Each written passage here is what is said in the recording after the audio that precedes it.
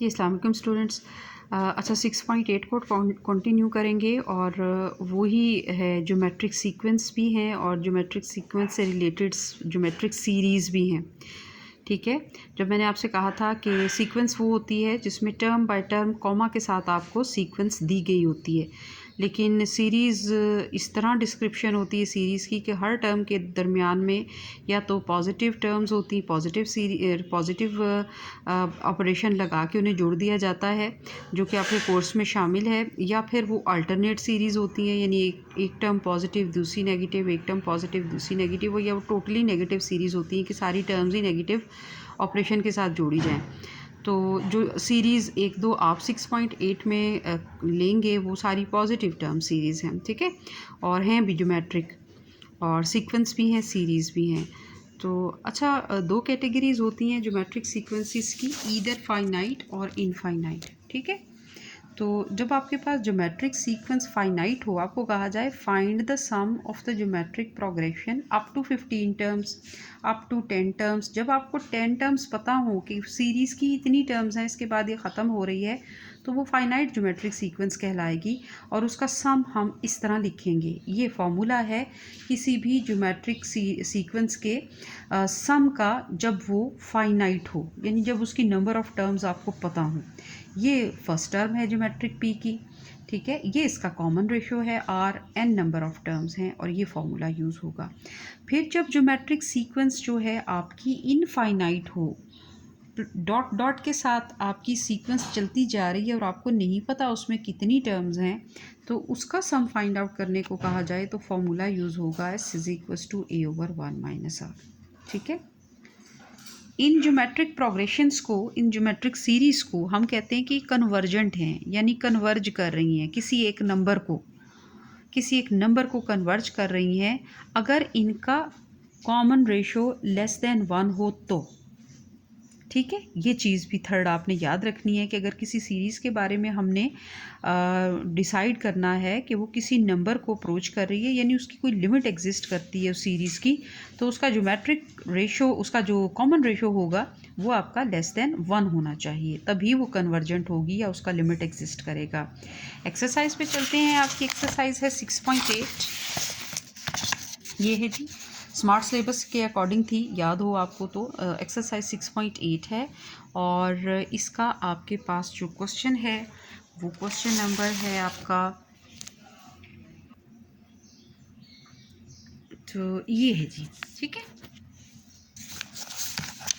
Find the sum of first 15 terms of the geometric sequence 1, 1/3, 1/9 and so on. अब आपको पता है कि सम कहाँ तक फाइंड आउट करना है, सम ऑफ फर्स्ट 15 टर्म्स, तो ये फाइनाइट ज्योमेट्रिक सीक्वेंस बन जाएगी। 15 टर्म्स हैं, ठीक है। गिवन ज्योमेट्रिक टर्म में से सबसे पहले तो ए को ले लें, ए की वैल्यू क्या हो जाएगी मेरे पास 1। कॉमन रेशियो ले लें, सेकंड टर्म को फर्स्ट टर्म से डिवाइड करें, 1/3 divided by 1 is equals to 1/3। आपको सम फाइंड आउट करना है एस एन, और एन क्या है 15, यानी फर्स्ट 15 टर्म्स का सम फाइंड आउट करना है, तो हम लिखेंगे S15 is equals to a into 1 minus r n over 1 minus r. Value सारी पुट कर देंगे यहीं पर, S15 आ जाएगा आपके पास। ये ए की वैल्यू 1 है, 1 माइनस आर की वैल्यू आपने 1/3 raise to the power 15 over 1 minus r, यानी 1 माइनस 5, 1 माइनस 3, ठीक है। इसको थोड़ा सा सिंप्लीफाई कर लीजिए, सिंप्लीफाई ऐसे कीजिए, ये आपके पास 3 है, ठीक है। इस 3 को हमने यहाँ नीचे से लेके आए, नीचे इसका एलसीएम लीजिए, 3 × 3 - 1, ये आ जाएगा, 2 यहाँ पर आएगा, और ये जो नीचे 3 है इसको थर्ड डिनोमिनेटर में से उठाएं और इसको यहाँ फर्स्ट न्यूमरेटर में ले आएँ ऊपर इस जगह पे, और 3/2 इसका एलसीएम लीजिए, 3 raise to the power 15 - 1 over 2 into 3 raise to the power 15, 2 ये रहा जो यहाँ से आपके पास आ गया था। ऐसे मज़ीद सिंप्लीफिकेशन दीजिए, 1/2 और 3 15 - 1, इस 3 को हम यहाँ नीचे ले गए, 15 - 1 14 हो जाएगा, यानी ये एक 3 इस 3 के साथ कैंसिल कर दीजिए और यहाँ 3⁻14 हो जाएगा। आगे बस कैलकुलेटर उठाएं, इस तरह सिंप्लीफिकेशन कर दें। 3 की पावर 15 ले लीजिए, ये नंबर आ जाएगा। -1/3 की पावर 14 ले लें, ये नंबर आ जाएगा। दोनों को डिवाइड करें, 1/2 के साथ मल्टीप्लाई करें और ये आपके पास S15 ऐसे आ जाएगा। ठीक है, हैंस S15 इज़ दिस। अगर आप मज़ीद इसको सम को अच्छा सा करना चाहते हैं तो अच्छा ऐसे डिवाइड करके पॉइंट्स में लिख सकते हैं आप। ठीक है, उसके बाद आपके पास क्वेश्चन नंबर 5 है और उसका पार्ट 3 है। ठीक है, और क्वेश्चन नंबर 5 को पढ़िएगा। Find the sum of the following infinite geometric series. अब इनफाइनाइट ज्योमेट्रिक सीरीज़ हैं, उन्होंने आपसे ये नहीं कहा find the sum of the first 15 terms of the geometric series. उन्होंने कहा है find the sum of the following infinite geometric series, और इसका जो पार्ट 3 है वो आपके कोर्स में शामिल है, ये रहा। ठीक है,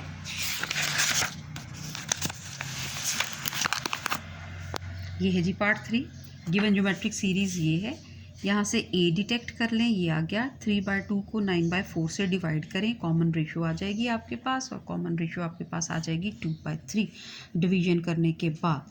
और इनफाइनाइट सीरीज़ के लिए, ज्योमेट्रिक सीरीज़ के लिए सम क्या होता है? S infinity. हम S इन्फिनिटी लिखते हैं A/1 - R, क्योंकि n उन्होंने लिखा है आपको इनफाइनाइट सीरीज़ हैं, तो S इन्फिनिटी ही फाइंड आउट करेंगे। SN, n की जगह आपने इन्फिनिटी डाला है, S इन्फिनिटी ओवर 1 - R, और पुटिंग द वैल्यूज़, A की वैल्यू पुट करें 9/4 और 1 - R की वैल्यू पुट करें 2/3। थोड़ी सी सिंप्लीफिकेशन दें यहाँ पर, और सिंप्लीफिकेशन देने के बाद आपके पास ये आ जाएगा 27/4 आंसर।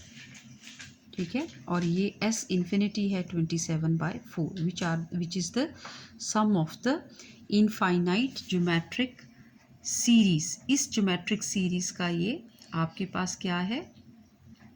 सम है।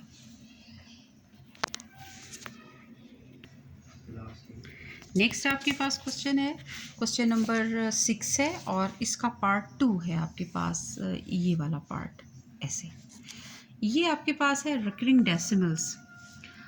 अच्छा, रिकरिंग डेसिमल्स को ऐसे डेसिमल्स होते हैं जिनका पॉइंट के बाद का डिजिट रिपीट होना शुरू हो जाता है। जैसे अगर इसको रिकरिंग डेसिमल में कन्वर्ट करेंगे तो ये होगा 0.7, फिर 77777।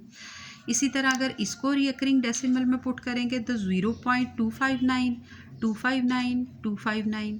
ठीक है, जितनों के ऊपर डॉट्स डाले हैं इसका मतलब है उनको आपने रिपीट करना है, और यहाँ पर आपके पास पार्ट सिर्फ ये शामिल है, तो 7 को रिपीट करना है। तो रिकरिंग डेसिमल कैसे बनेगा? 0.7777, जैसे कि यहाँ है ये 0.7। ठीक है, अच्छा, वल्जर फ्रैक्शंस जो होते हैं आपके पास, इन फ्रैक्शंस को हम ये करते होते हैं कि कोई फ्रैक्शन रिकरिंग गिवन होता है और उसको आप ज्योमेट्रिक सीरीज़ में कन्वर्ट कर देते हैं। अच्छा, ये जो 0.7 है, ये जो 0.7 पहले आपने इसे रिकरिंग में डाल दिया, 0.777, 7 को रिपीट किया। अब आप इसको तोड़ के ऐसे लिख दें, पहला पॉइंट आ जाएगा 0.7 प्लस, फिर 0.07 प्लस 0.007 प्लस 0.0007 और प्लस सो ऑन। इन सब को जब आप ऐड करेंगे तो आपके पास 0.77777 ये चीज़ आ जाएगी। ये आपके पास एक इनफाइनाइट ज्योमेट्रिक सीरीज़ बन जाएगी। ठीक है, यहाँ से आपको S इन्फिनिटी सम फाइंड करना है इनफाइनाइट सीरीज़ का। इस इनफाइनाइट सीरीज़ का A क्या है? 0.7, ये 7 डिवाइडेड बाय 10 होता है। R मेरे पास क्या हो जाएगा? 0.07 ओवर 0.7। इनको इस तरह आपने सिंप्लीफाई कर देना, 7 से कैंसिल हो जाएगा, 10/100 1/10 बन जाएगी इसकी कॉमन रेशो। ठीक है, और इस पूरी सीरीज़ का जो कि इनफाइनाइट बन गई थी, इसका जो सम होगा इस इन्फिनिटी वो होगा A/1 - R। A की वैल्यू डाल दीजिए 7/10, 1 - 1/10, इस तरह सिंप्लीफाई कर दें इसको। यहाँ एलसीएम ले लें 10 - 1, और इस जो डिनोमिनेटर में 10 था उसको यहाँ ले जाएं, यानी इस 10 को एलसीएम लेने के बाद यहाँ उन्होंने इस जगह पे लिख दिया है, ये रहा। ठीक है, दिस इज़ 7/9। 10 को हमने 10 से कैंसिल कर दिया, ऐसे 10 - 1 9, 7/9। और इस तरह ये सम ऑफ द इनफाइनाइट सीरीज़ ये जो बनी है 0.7 से, वो आ जाता है आपके पास, और इसी को हम कहते हैं कि ये आपका वल्जर फ्रैक्शन कहलाएगा। Question number 13 is very important question, long question है, आता है, बहुत ज़्यादा इंपॉर्टेंट तो नहीं है बिकॉज जितने इंपॉर्टेंट क्वेश्चंस थे वो तो इन्होंने निकाल दिए हैं यहाँ से स्मार्ट सिलेबस के नाम पे, लेकिन बहरहाल is a good question. Question number 13 है y is equals to 1 plus x by 2 plus x square by 4 plus so on, show that x is equals to 2 into y minus 1 over y, find the interval in which this series converges. आपको वो interval find out करना है जिसमें ये series जो है converge करती हो, कन्वर्जेंट हो जाए, उसकी भी बात करते हैं। सबसे पहले तो देखिए गिवन क्या है, y is equals to 1 plus x by 2 plus x square by 4 plus x cube by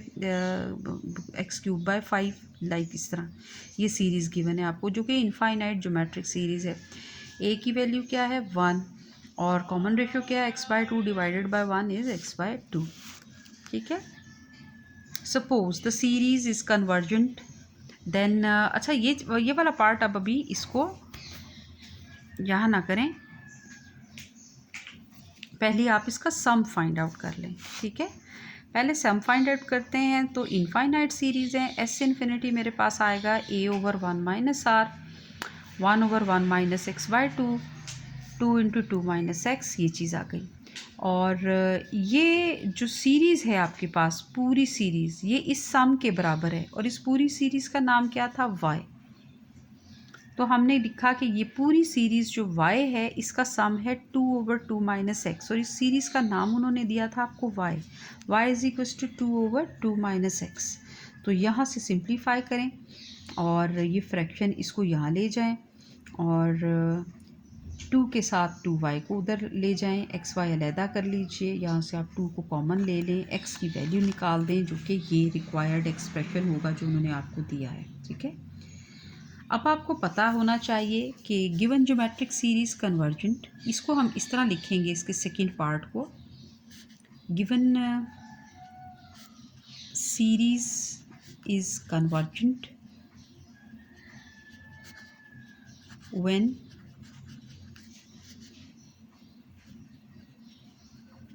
common ratio r mod के साथ इज़ लेस देन 1, ठीक है, ये चीज़ हो गई। उसके बाद जो आपने आर निकाला है उसकी वैल्यू डाल दीजिए, वो हमारे पास आर यहाँ क्या आया था x डिवाइडेड बाई 2, यही आया था, लेस देन 1। 2 को वहाँ ले जाइए, mod of x is less than 2।